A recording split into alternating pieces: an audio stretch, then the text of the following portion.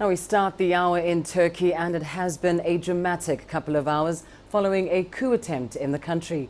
Turkish President Tayyip Erdogan says he's still in power. He's declared the coup over. At least 90 people have been killed and over 1,000 injured.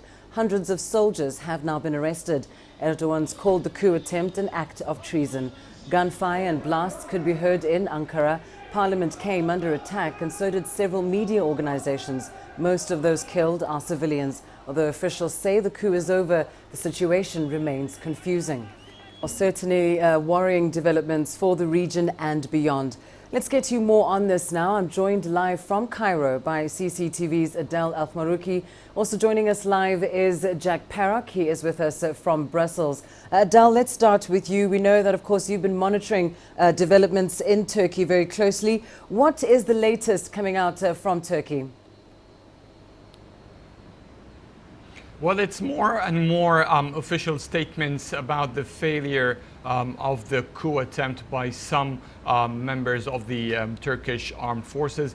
The acting chief of staff that was appointed after Recep Tayyip Erdogan has started to gain more grounds over the Turkish country in general, has announced that the coup has failed and that almost all of those involved from the army in the coup have been arrested. They're talking about at least 5 generals and about 35 colonels among those, or among the leadership behind this coup attempt. There are some others who are still trying to negotiate their surrendering terms, trying to guarantee the least punishment possible. But overall, we're talking about the situation has not faded entirely yet. People are still monitoring what's going on, but at least some signs of the resumption of normal activity is back. Many roads have been that were blocked during overnight are now open. Some aviation routes over Turkey have now been open once again, so planes and vehicles are now resuming most of their normal activities. All right, and of course there has been stronger international condemnation of the events of last night. Over to you now, Jack. Can you give us more details on how exactly the European Union has reacted to events in Turkey? Well, it did take a while for the EU to release a statement, but the European Council President, on behalf of the High Representative, who's the Foreign Policy Chief, Federica Mogherini, and the EU member states, released a statement from Ulaanbaatar, where they're having a meeting with Asian countries, to say that the EU fully supports the democratically elected government of Recep Tayyip Erdogan and the new Prime Minister Brahim.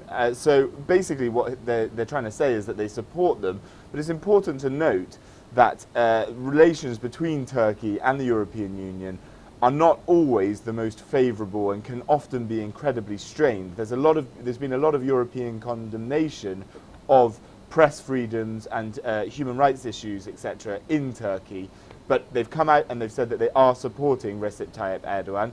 Also, we've heard from the NATO Secretary General, Jens Stoltenberg, saying that he's been calling for calm and order in Turkey. Turkey has the second biggest army in the NATO military alliance and is incredibly strategically important for NATO. NATO obviously based here in Brussels. All right, and as you mentioned, a strained relationship between Turkey and the EU, and the same applies, in fact, to the relationship between Turkey and Egypt. Adel, how is the Egyptian government likely to respond to events in Turkey? Well, overnight, the Egyptian government has been quite they maintained more or less a sort of calm, and they were very calculative in approaching the situation. The only official statement we have from sources inside the foreign ministry is that it directed its messages to its diplomatic missions in Turkey to communicate with Egyptians in Turkey and advise them to stay away from areas where clashes and violence have been taking place. Other than that, no official statement has been given regarding the incident. Egypt so far has not condemned the coup attempt officially. It has also not praised it. we know that for a very long time, since the ousting of Islamist President Mohamed Morsi in 2013, a strong ally to Recep Tayyip Erdogan and his party in general, there has been quite a tension between Erdogan and President al-Sisi when he was elected. Egypt has always refrained from commenting or engaging into these criticism from Erdogan, and even today, when many countries are condemning the coup attempt, Egypt is preferably staying silent.